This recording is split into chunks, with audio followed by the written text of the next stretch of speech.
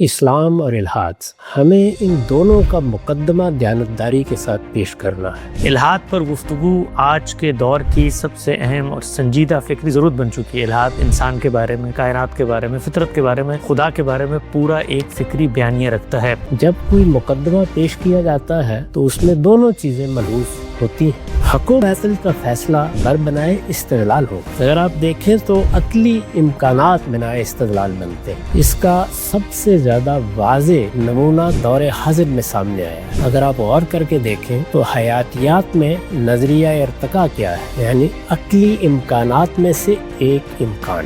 ہم نے دنیا کی تاریخ میں دیکھا کہ انسانی عقل مجردات کو بھی بنائے استدلال بناتی ہے۔ سقراط، افلاطون، ارسطو کے یہاں دیکھی، اور آخر میں ہیگل کے ہاں جس طریقے سے اس نے منطق کی تدوین کی ہے۔ انسان کے لیے اس کے علم کا موضوع دو ہی چیزیں، ٹھیک، یعنی وہ جب کسی چیز کو موضوع بنائے گا تو پہلے متعین کرے گا کہ میں کس چیز کو موضوع بنا سکتا ہوں۔ اس کے خارج میں یا آفاق میں مادہ ہے اور اس کے اندر ایک شخصیت موجود ہے، تو نفس اور مادہ یہی دو چیزیں ہو سکتی ہیں۔ دنیا میں کوئی علم اس دائرے سے باہر نہیں ہے۔ ظاہر ہے کہ اس کو دیکھتے تو جانور بھی ہیں۔ ہمارے اندر جو چیز علم بناتی ہے وہ عقل ہے، یعنی انسان کی سب سے بڑی خصوصیت کیا ہے؟